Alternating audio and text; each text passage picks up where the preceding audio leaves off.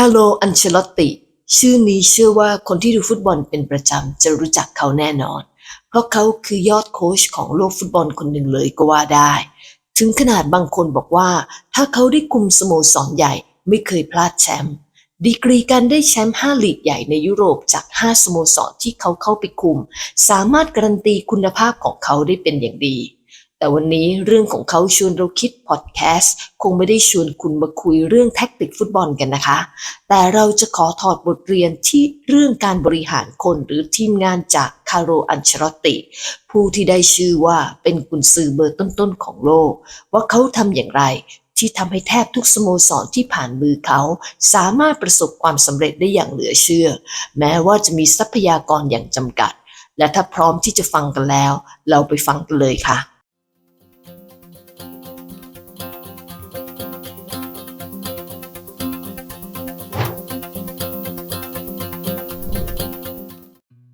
ถ้าเปรียบสโมสรฟุตบอลคือหนึ่งบริษัทโค้ชของทีมฟุตบอลก็คือ CEO ของบริษัทที่จะนำพาทิศทางของบริษัทไปในทางใดผ่านการคุมบังเหียนของเขาบนสนามหญ้าและสิ่งที่กุนซือฟุตบอลต้องมีก็คือความรู้เรื่องลูกหนังหรือแท็กติกต่างๆที่จะนำมาขายให้กับลูกทีมของเขาแต่สิ่งที่สำคัญไม่แพ้กันก็คือการบริหารคนไม่ว่าจะเป็นนักฟุตบอลสตาฟโค้ชหรือแม้กระทั่งเจ้าของสโมสรให้สามารถทำงานสอดประสานกันได้อย่างดีเพื่อผลประโยชน์ของทีมดังนั้นถ้าอยากจะถอดบทเรียนเรื่องการบริหารคนกุนซือสโมสรฟุตบอลคือหนึ่งตัวอย่างที่ดีที่น่าจะนำมาศึกษามากที่สุดและคนที่น่าศึกษามากที่สุดณเวลานี้จะเป็นใครไม่ได้นอกจากคาร์โล อันเชลอตติที่เขาทำได้อย่างไรที่จะทำให้สโมสรของเรอัลมาดริดที่มีแต่ดาวรุ่งค่อนทีมผงาดขึ้นมาได้แชมป์ยูฟ่าแชมเปี้ยนส์ลีกและลาลิก้าสเปนเขาไม่ได้คว้าแชมป์กับแค่เรอัลมาดริดเท่านั้นนะคะเขาสามารถนำแชมป์ลีกมาสู่หลายๆสโมสรที่เขาเข้าไปเป็นผู้จัดการทีมได้ไม่ว่าจะเป็นเอซีมิลานเชลซีปารีสแซงต์แชร์กแมงและบาเยิร์นมิวนิก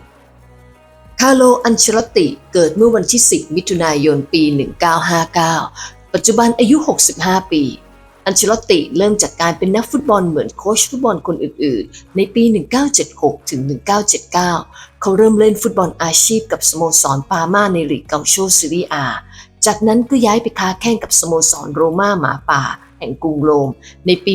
1979ถึง1987และสิ้นสุดชีวิตอาชีพค้าแข่งของตัวเองที่สโมสรเอซีมิลานซึ่งเป็นสโมสรฟุตบอลที่เขารักมากที่สุดในปี1992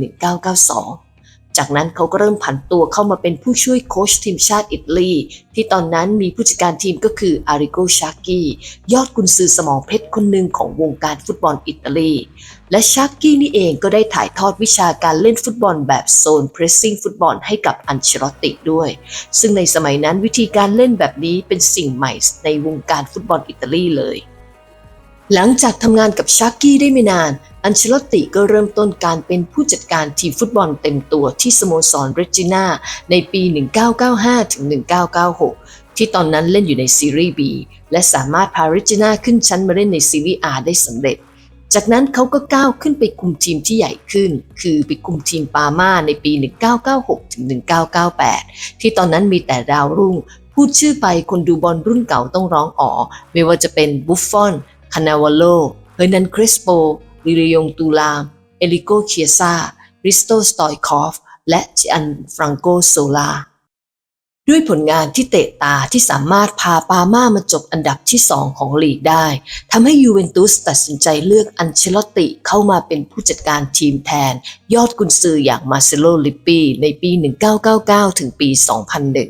แต่ด้วยสภาพทีมที่ใหญ่อย่างยูเวนตุสและประสบการณ์ที่ยังไม่มากพอของเขาทำให้เขาต้องแบกรับความคาดหวังมากมายที่ถาโถมใส่เขาจนในที่สุดแม้ว่าเขาจะไม่ได้ประสบความสำเร็จกับยูเวนตุสแต่สิ่งที่เขาเริ่มเรียนรู้ก็คือความยืดหยุ่นไม่ยึดติดกับรูปแบบการเล่นแต่ดูความสามารถของผู้เล่นและเลือกแผนการเล่นให้เหมาะกับทรัพยากรที่มี ตัวอย่างที่เห็นชัดๆก็คือที่ยูเวนตุสมีเพลย์เมเกอร์พรสวรรค์ระดับโลกตอนนั้นก็คือซินาดินซีดานแต่รูปแบบการเล่นของอันเชลอตติในตอนนั้นไม่ได้ทำให้ซีดานเฉิดฉายทำให้เขาต้องปรับแผนการเล่นของตัวเองเพื่อให้ซีดานได้แสดงความสามารถหรือศักยภาพออกมาให้ได้มากที่สุดและการทำแบบนี้ของเขาทำให้คนทั่วโลกรู้จักซีดานมากขึ้นในปี 2001 ถึง 2009 อันเชลอตติได้กลับมาบ้านหลังที่ 2 ของเขาก็คือสโมสรเอซีมิลาน และที่มิลานแห่งนี้ได้ขัดเกลาความเป็นยอดกุนซือของเขาให้ชัดเจนยิ่งขึ้น เขาสามารถดึงศักยภาพของนักฟุตบอลออกมาและปรับแผนการเล่นให้เหมาะกับสถานการณ์ในแต่ละครั้งได้ ยุคนี้เรียกได้ว่าอันเชลอตติเริ่มเป็นป่าดันเพราะเขาสามารถปลูกปั้นนักเตะชื่อดังหลายๆคนไม่ว่าจะเป็นอังเดรเชฟเชนโกอันเดรสปิโรเจเนโรกัตตุโซคาเรนเซดอฟและลิคาโดกากาและสามารถพาทีมคว้าแชมป์ซีรีอาได้1 สมัยยูฟ่าแชมเปี้ยนส์ลีก2 สมัยชื่อของอันเชลอตติเริ่มเป็นที่จับตาจากทีมบิ๊กเนมจนในที่สุดในปี 2009 เขาก็ได้รับงานที่สโมสรเชลซีเป็นการออกจากประเทศอิตาลีครั้งแรกของเขาและการมาของอันเชลอตติแค่ปีเดียวเขาก็สามารถเสกแชมป์พรีเมียร์ลีกและ FA คัพให้กับสโมสรเชลซีได้ทันทีและสามารถปรับแผนการเล่นที่ทำให้มิเชลบาลักแฟรงค์แลมพาร์ดดิดิเย่ดร็อกบาและนิโคลัสอเนลสกา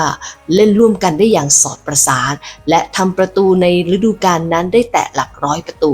ทั้งที่ก่อนหน้านี้เป็นปัญหาใหญ่ของเชลซีเลยทีเดียวแต่มันก็เป็นแค่ฤดูกาลเดียวที่เขาสามารถเสกแชมป์ให้กับเชลซีได้เขาถูกไล่ออกในปี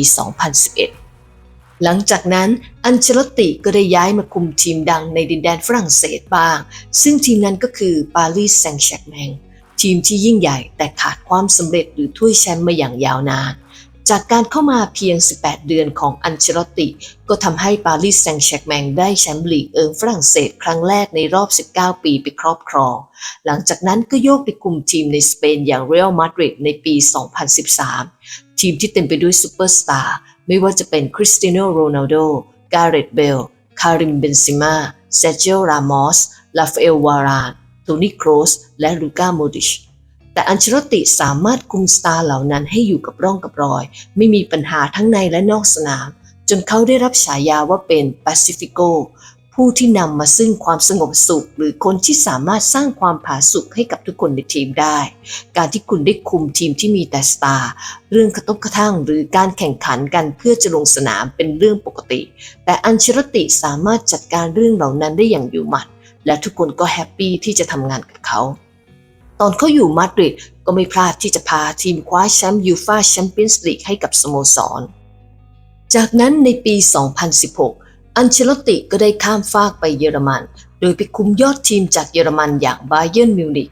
ที่นี่เองอาจจะเป็นที่แรกที่เขามีปัญหาเรื่องการปรับตัวให้เข้ากับสิ่งแวดล้อมใหม่ๆไม่ว่าจะเป็นลูกทีมหรือผู้บริหารหรือวัฒนธรรมองค์กรที่เน้นการมีระเบียบวินัยการฝึกที่เข้มข้นและต้องการชัยชนะอยู่เสมอทำให้นักเตะหลายๆคนมองว่าการซ้อมของเขาดูว่าชิลเกินไปซ้อมน้อยเกินไปและนักเตะซีเนียร์บางคนอาจจะไม่ชอบการที่เขานิ่งเกินไปไม่ค่อยสื่อสารกับคนในทีมอันเชลอตติเคยให้สัมภาษณ์ว่าตอนอยู่เรอัลมาดริดเขาถูกไล่ออกด้วยเหตุผลเพราะเขาให้ความสนิทสนมกับนักเตะมากเกินไป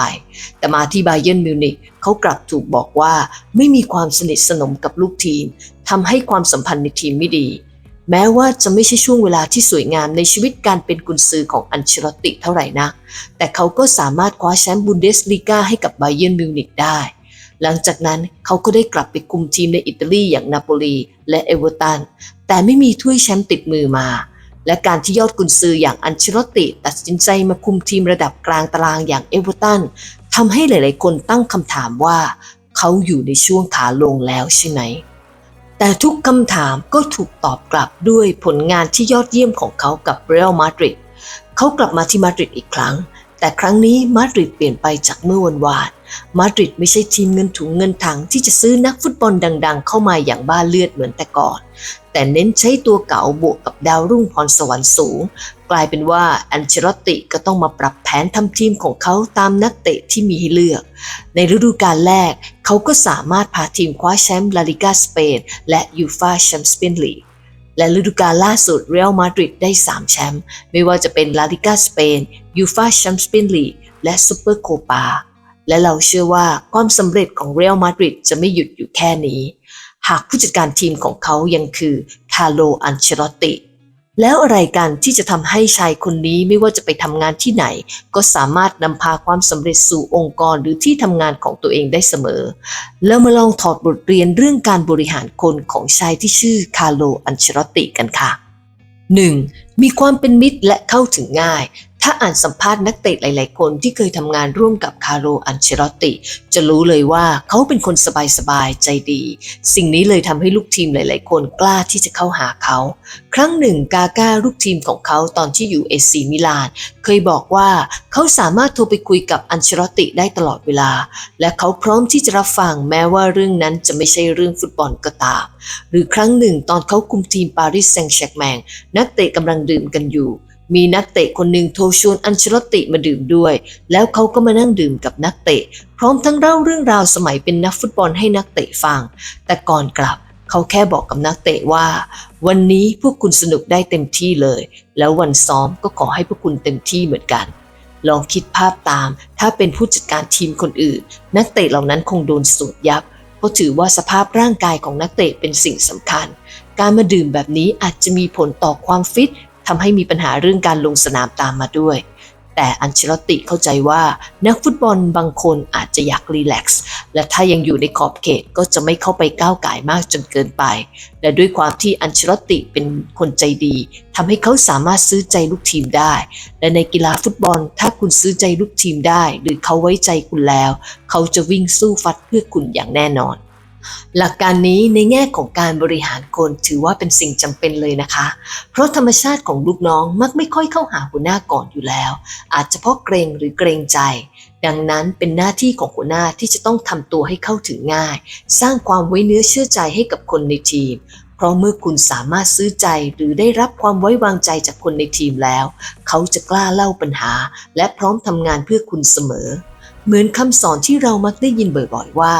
คนเรายิ่งอยู่สูงยิ่งต้องโน้มตัวให้ต่ำเป็นการบอกตัวเองให้ลดอีโก้ลงเพื่อจะได้เป็นผู้นำที่มีแต่คนรัก 2. มีความยืดหยุ่นปรับตัวได้เก่งและแก้ไขปัญหาเฉพาะหน้าได้ดี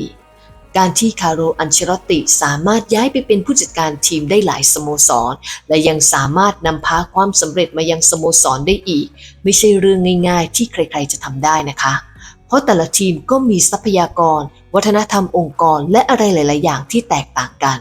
ถ้าในเรื่องของการแข่งขันจะเห็นว่าแผนการเล่นของอันเชลอตติจะเปลี่ยนแปลงไปตามศักยภาพของผู้เล่นที่เขามีในตอนนั้น